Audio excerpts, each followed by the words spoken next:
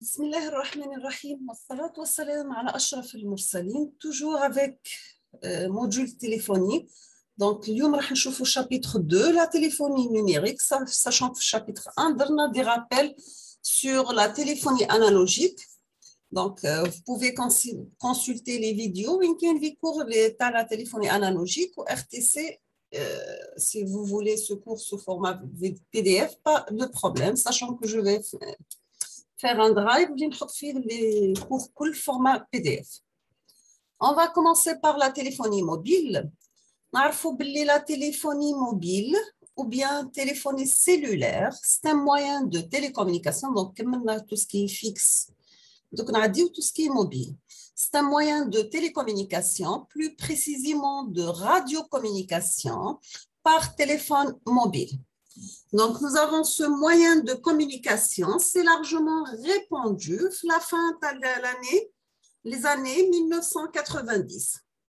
La technologie associée bénéficie des améliorations des composants électroniques, notamment leur miniaturisation, ce qui permet au téléphone d'accueillir des fonctions jusqu'à réserver l'ordinateur. Donc, téléphonie mobile, cellulaire, عبارة عن وسيلة اتصال تستخدم لي راديو كومونيكاسيون بدا في لي زان لا فان تاع لي زاني 1990 في اواخر التسعينات مع تطور التكنولوجيا وتطور العناصر الالكترونيه خلى الهاتف ينقص في الحجم بصح يكون عنده دي فونكسيون ولا تطبيقات اللي كانت قبل مخصصه غير مع الحاسوب.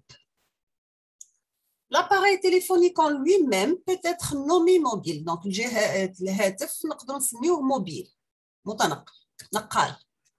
Ou bien téléphone portable, ou bien هاتف نقال, ou la portable. Ou bien téléphone cellulaire, في l'Amérique du Nord, celle في Québec, Natel في Suisse, ou GSM في Belgique ou Luxembourg, Vini, نسميوه Vini في Polynésie, française. Donc, il est doté de fonctions évoluées. Donc, c'est un smartphone, ordiphone ou bien téléphone intelligent. Donc, donc, on a le réseau.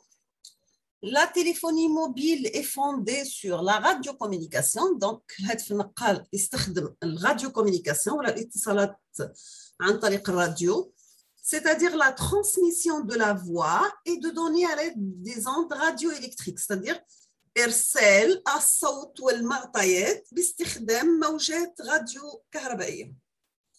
Les fréquences يكونوا في la bande UHF, ultra haute fréquence.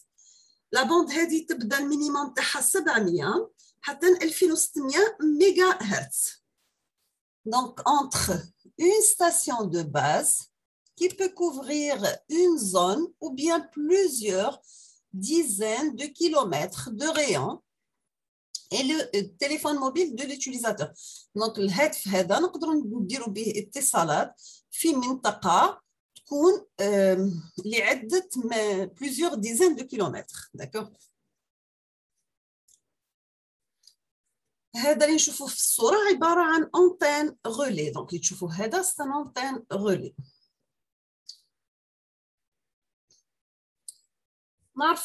Les premiers systèmes mobiles fonctionnaient en mode analogique. Les terminaux étaient de taille importante, donc terminal كانت la taille تاعو كبيرة, seulement utilisables في les automobiles, كانوا قبل يستخدموهم غير في السيارات, où il occupait une partie du coffre, donc يحطوهم كان يدي مكان في الكوفر et profiter de l'alimentation électrique de véhicules, ويستخدموا في التغذية تاعو الكهرباء مستى السيارة.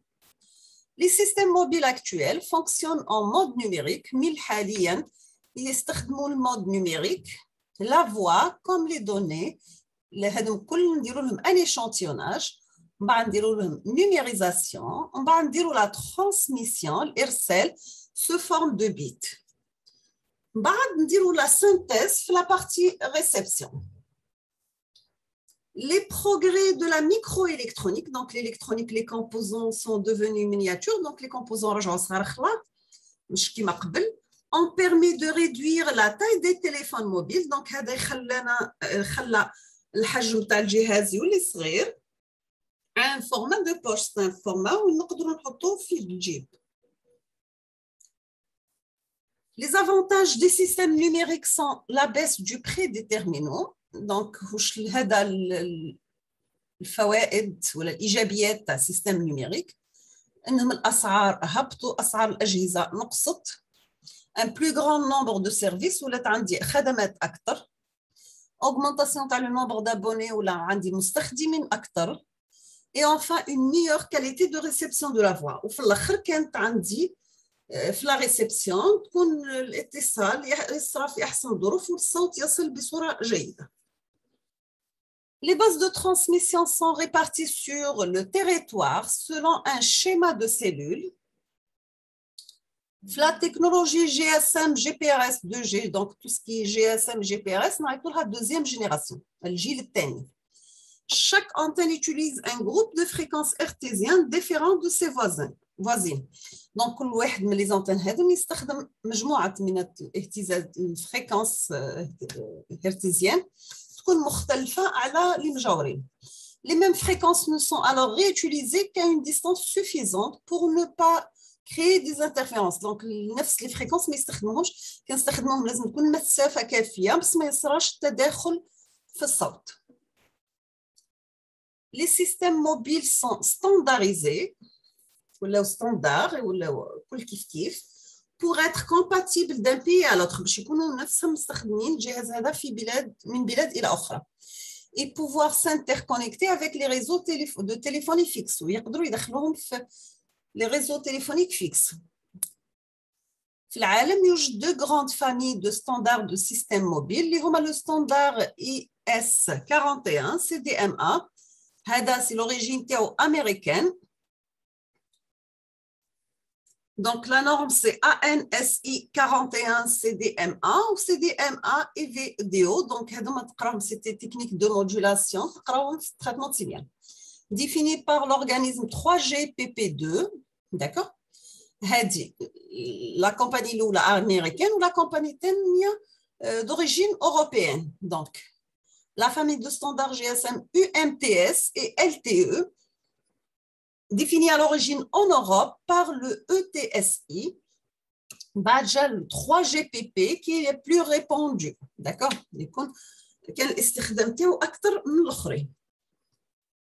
Pour savoir sur quelle antenne relais diriger un appel entrant, antenne où elle dirige l'appel le réseau mobile échange périodiquement avec le téléphone mobile des informations de localisation sous forme de messages de signalisation. C'est-à-dire toujours يبعث لك localisation باش يعرف à peu près la zone اللي يكون فيها téléphone portable. Donc, راح نشوفوا les normes de radiocommunication. راح نبداو باللي normes تاع les réseaux. Donc, راح نبداو 1976. Les différentes normes utilisées pour la téléphonie mobile كانت première génération فيها Advanced Mobile Phone System, le AMPS. Donc, هذه عبارة عن norme analogique de la première génération déployée في les États-Unis à partir de 1976. Donc في السبعينات pardon 76 خرجت النسخة الأولى استخدمت في الولايات المتحدة الأمريكية واسمها le AMPS. بعد جات النورديك موبيل تيليفون. C'est une norme analogique apparue principalement في l'Europe. Donc الأولى كانت في الأمريك والثانية في l'Europe في الديبيو تاع les années 80 في أوائل الثمانينات. بعد عندنا Radiocom 2000, c'est une norme analogique de première génération déployée en France par France Télécom à partir de 1986. كملنا la première génération, نعديو الجيل الثاني 2G. Donc on a le GSM اللي هي Global System for Mobile Communication. Donc c'est une norme numérique de seconde génération mise au point par le ETSI, commercialisé au début des années 1990 sur la gamme de fréquences à 900 MHz.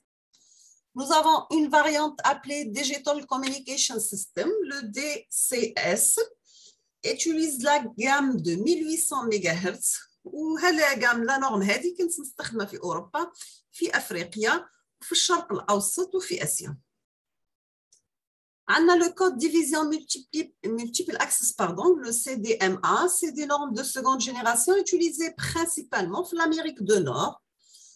ونسخة منها la norme تاع le ANSI 41. صح لي brevet تاعها كانوا ينتميوا la société américaine Calcom. On a le General Packet Radio Service, le GPRS.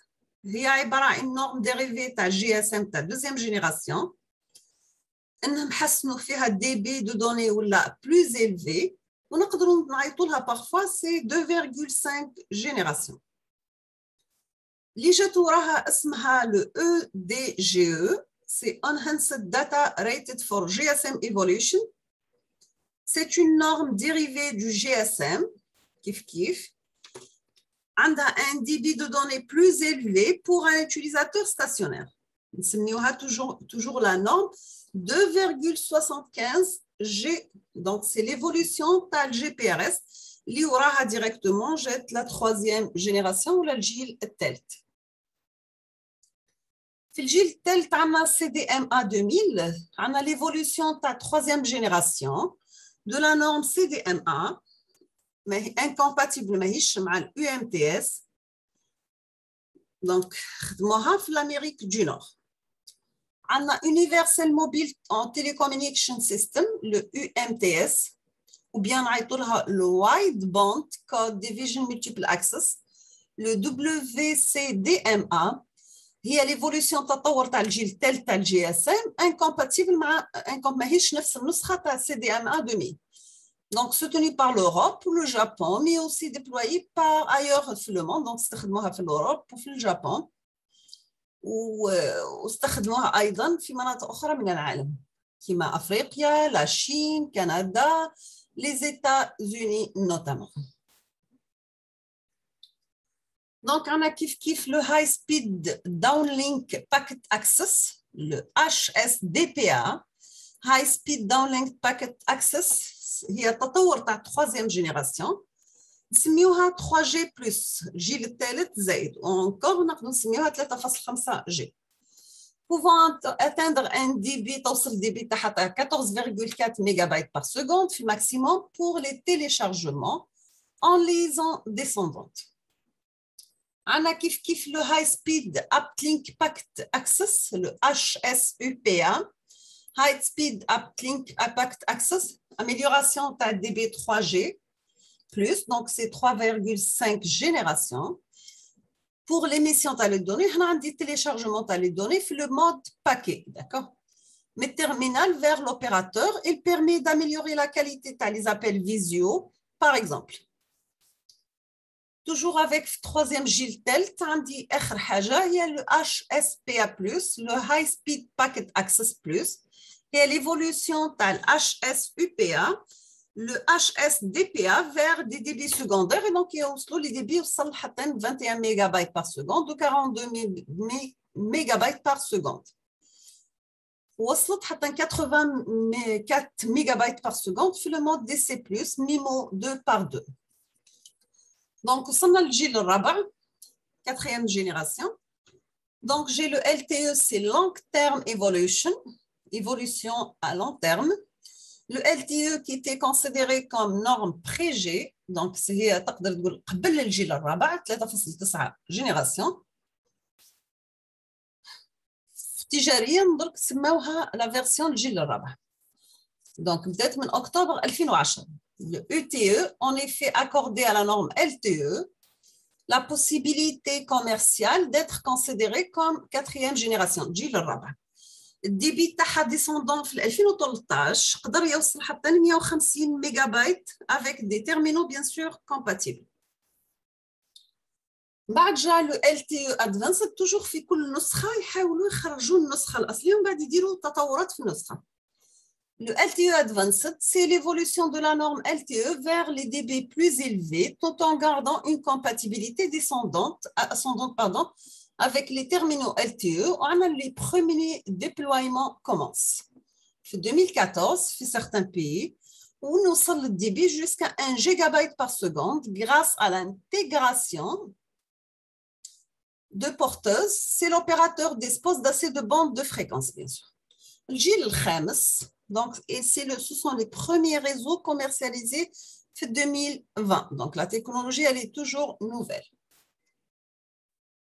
Pour les normes annexes, on a le e-mode. Ce sont des protocoles permettant de connecter des téléphones mobiles à Internet. Le langage utilisé pour les sites est une version modifiée dans l'HTML appelé CHTML. Le Multimedia Messaging Service, le MMS, ce sont des services de messagerie multimédia pour téléphone mobile. Personal Link Packtown, le PRBT, un service qui permet aux abonnés d'un opérateur de remplacer leur sonnerie d'attente habituelle par des musiques. The Short Message Service, le SMS, donc un service de messagerie pour téléphone mobile, permettant l'envoi de messages écrits de 160 caractères maximum. Donc, ce canal peut également être utilisé pour transférer des données, des cartes de visite, des données applicatives pour la carte SIM, des sonneries, des logos, etc. On a le Wireless Application Protocol, le WAP. Il y a une extension du protocole GSM permettant de connecter des téléphones mobiles à Internet. Donc, téléphone mobile ou là, connecté à Internet. Toutefois, le langage utilisé pour les sites destinés au WAP utilise le langage de balisage spécifique. On a le Wireless Markup Language, le WML, ce qui a entraîné son abandonnement progressif au profit du langage HTML qui utilise les smartphones. Donc, voici un tableau qui résume les générations avec leur acronyme et intitulé. Exemple, première génération, le Radiocom 2000, la Radiocom 2000. Par exemple, le 4G, le LTE, c'est Long Term Evolution, etc. D'accord? Sachant que le GPRS, le EDGE sont utilisés pour l'échange des données uniquement et non de la voix. Donc, à suivre la suite du cours, bien sûr. Je vous remercie infiniment pour votre attention. N'hésitez pas si vous avez des questions et à la prochaine vidéo, Inch'Allah.